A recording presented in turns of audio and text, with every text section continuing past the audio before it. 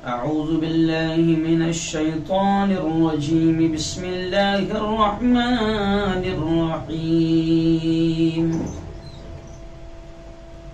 फसल्लि लिरब्बिका वन्हर वक़ाल सल्लल्लाहु अलैहि वसल्लम मन वजद सअतन लिअन युضحي फलम युضحي फला यक़रबन्न मुसल्लाना औ कमा क़ाल अलैहि स्सलातु वत्तस्लीम।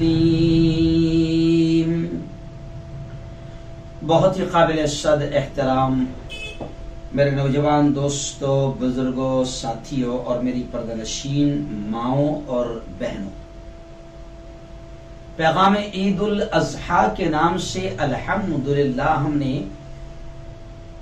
ज़िलहज्जा के ये 10 दिनों तक हमने मसाइल को और कुर्बानी के फजाइल को बयान करने का इरादा किया है और आप लोग बड़ा पसंद कर रहे हैं।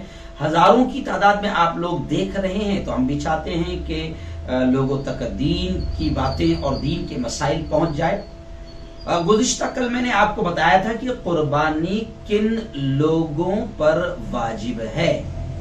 जी हाँ, और आज मैं आपको बताने जाऊंगा कि कुर्बानी किन जानवरों की जायज है, यानी कुर्बानी के लिए कौन कौन से जानवर इस्तेमाल होंगे, और कोशिश करूंगा कि उनकी उम्र क्या होनी चाहिए वो भी आपके सामने तफसील से बता दूं, और फिर कुर्बानी का जानवर कैसा होना चाहिए। ये 3 पॉइंट पर आज यानी जानवरों के ताल्लुक से मैं कुर्बानी के अहम मसाइल बयान कर रहा हूं। गौर से इसे सुने और दूसरों तक फटाफट शेयर करना, क्योंकि दूसरों को भी अगर मसाइल मालूम होंगे और उनकी कुर्बानी जैसी इबादत अगर सही हो जाएगी तो इसका सवाब आपको भी मिलेगा।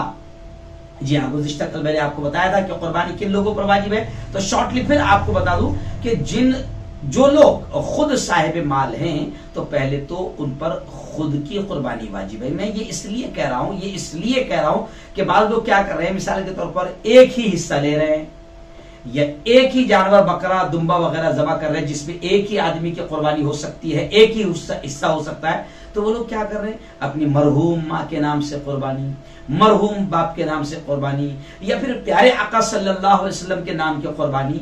तो आप इस बात को समझ लें कि पहले आप पर खुद पर कुर्बानी वाजिब है। आप पहले खुद की कुर्बानी करेंगे, उसके बाद अगर अल्लाह ने आपको माल दिया है तो कीजिए। आप नबी करीम सल्लल्लाहु अलैहि वसल्लम के नाम की, मरहूम माँ के नाम की, बाप के नाम की बाद में कीजिए, लेकिन पहले आपके खुद के नाम की कुर्बानी आपको करना पड़ेगी।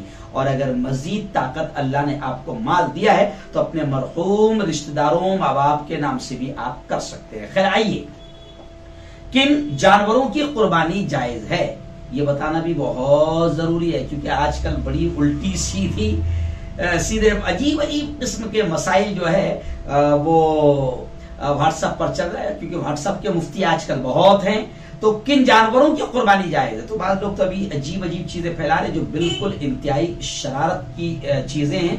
अब सिर्फ मैं वो क्या फैला रहे वो नहीं बताऊंगा, जिन जानवरों की कुर्बानी जायज है वो मैं आपको बता दूं।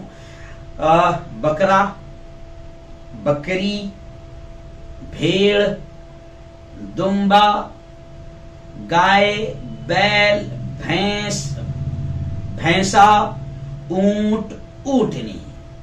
जी हाँ, इन जानवरों की कुर्बानी जायज है। इसके अलावा आप सोचेंगे कि मुर्गी की कुर्बानी कर दें, जायज नहीं है। अंडा बस ऐसी भी चला रहे हैं, अंडा कुर्बान कर दें, जायज नहीं है।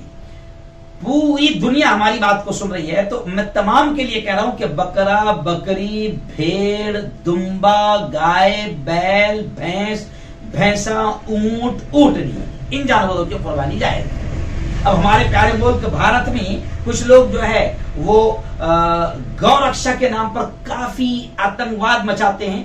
तो खैर, मेरा भी ये कहना है कि अगर हमारे मुल्क के हिंदू भाइयों के जज्बात इससे मजरूह होते हैं तो कोई बात नहीं ना, आप गाय ज़बह ना करें, या जो भी हमारे मुल्क की कानून जो हमारे सामने है हम उन जानवरों को छोड़ दें। बाकी आपके लिए और भी तो जानवर है, और भी जो जानवर शरीयत ने बताई आप उनकी कुर्बानी कर सकते, तो बिल्कुल उनकी कुर्बानी कीजिए।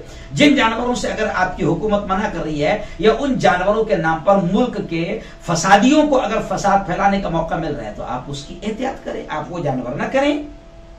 आइए मैं आपको बता दूं कि इन 6 जानवरों के नर और मादा दोनों की कुर्बानी, यानी बकरा है तो बकरा भी चलेगा, बकरी भी चलेगी, भेड़ है तो भेड़ का नर, भेड़ का मादा दोनों चलेगी। इसके अलावा किसी और जानवर की कुर्बानी जायज नहीं। अगर कोई जंगली जानवर मसलन हिरन, नीलगाय की कुर्बानी कर ले तो वो जायज नहीं है, खा वो पालतू ही क्यों ना हो, पले हुए ही क्यों ना हो। इसमें बाज जानवर ऐसे हैं जिनकी कुर्बानी एक ही आदमी की तरफ से जायज है, ये भी समझ ले आप, और बाज ऐसे जिनमें 7 आदमी शरीक हो सकते हैं। मसलन एक ही में कौन कौन सा जानवर है, बकरा, बकरी, दुम्बा, भेड़, मेंढा, इसमें सिर्फ एक आदमी की ही कुर्बानी की जा सकती है। अब अगर आपके घर में 5 लोग हैं और पांचों माल वाले हैं, साहिब निसाब है, मालदार हैं, तो अब एक बकरा ज़बह करके पूरे 5 की तरफ से कुर्बानी नहीं होगी। बकरा, बकरी, दुम्बा, भेड़, ये चारों जानवर जो मैंने आपको बताया इसमें सिर्फ एक ही आदमी की कुर्बानी हो सकती है। जी हाँ, और बाकी इनके अलावा जो दूसरे जानवर है जैसे ऊंट, ऊंटनी, गाय, बैल, भैंस, भैंसा, इनमें जो है वो 7 आदमी शरीक हो सकते हैं। जी हाँ, अब जो भी हिस्सेदार होंगे उन्होंने अंदाजे से नहीं बल्कि जब कुर्बानी हो जाएगी तो फिर उन्होंने बाकायदा तोल कर गोश्त को भी 7 हिस्सों में तकसीम करना चाहिए। खैर मैं इसकी बात में बताऊंगा। अब जानवर की उम्र क्या होनी चाहिए, तो अब ये भी आप सुन लें कि जिन जानवरों में 7 आदमी शरीक हो सकते हैं उनकी कुर्बानी के वक्त उम्र कितनी होना चाहिए, तो ऊंट की उम्र 5 साल या इससे ज्यादा होनी चाहिए। अलबत्ता दुम्बा और भेड़ों के लिए यह हुक्म है, दुम्बा, बकरा, बकरी, दुम्बा, उनके लिए यह हुक्म है कि वो 1 बरस से अगर कम भी है, 15 दिन, 1 आधी महीना, 2 महीना, मगर अगर वो देखने में 1 बरस का लगता है दुम्बा और भेड़, तो उनकी भी कुर्बानी की जा सकती है, लेकिन इस बारे में काफी एहतियात होनी चाहिए। और बकरा और बकरी ये किसी भी हाल में 1 साल से बिल्कुल भी कम नहीं चलेंगे। अब कुर्बानी का जानवर कैसा हो ये बताने की जरूरत नहीं, सिर्फ इतना ही कहूंगा कि प्यारे आका सल्लल्लाहु अलैहि वसल्लम ने फरमाया कुर्बानी का जानवर अच्छा और तैयार होना चाहिए। जी हाँ, आप सल्लल्लाहु अलैहि वसल्लम ने फरमाया कि अंधा, काना, लंगड़ा, दुमकटा, इसकी कुर्बानी जायज नहीं है, कुर्बानी नहीं करनी चाहिए। इनकी कुर्बानी, कौन सा, अंधा, काना, लंगड़ा और दुमकटा, इसकी कुर्बानी नहीं करनी चाहिए। हाँ, लेकिन अब उसमें भी थोड़ी सी तफसीलात समझिए कि लंगड़े का मतलब यह है कि 3 पांव से चलता है और चौथा पांव, 1 पांव जमीन पर रखा नहीं जाता, और अगर रखता है लेकिन चलता नहीं तो उसकी भी कुर्बानी दुरुस्त नहीं है। और जिन जानवरों के कान या दांत बिल्कुल ना हो तो उसकी भी कुर्बानी दुरुस्त नहीं। अलबत्ता अगर 2-4 दांत न हो, जैसे हम कहते हैं 32 हमारे दांत, तो ऐसे 2-4 दांत नहीं रहे, ये 1 कान तो है मगर जरा सा, यानी 1/3, 1/54 से कम कटा हुआ तो कुर्बानी दुरुस्त है। और जिस जानवर का सींग बिल्कुल जड़ से टूट गया हो, तो उसकी भी कुर्बानी दुरुस्त नहीं। अलबत्ता अगर थोड़ा सा टूटा है सींग या पैदाइशी तौर पर सींग नहीं है तो उसकी कुर्बानी दुरुस्त है। इसी तरह बहुत ज्यादा मरियल और दुबले जानवर की कुर्बानी नहीं करनी चाहिए। जायज तो है मगर नहीं करनी चाहिए। हाँ, मरियल और दुबले का मतलब यह है कि सिर्फ हड्डी दिख रही या चमड़ा रह गया बदन पर, गोश्त बिल्कुल ना हो।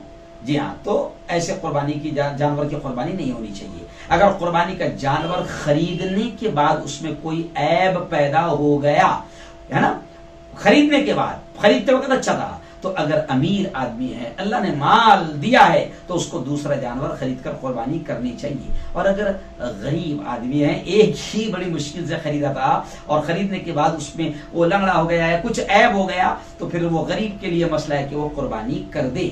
और दूसरे ये कि अगर कुर्बानी के जानवर के पेट में बच्चा निकल आया कुर्बानी करने के बाद, तो कुर्बानी दुरुस्त है।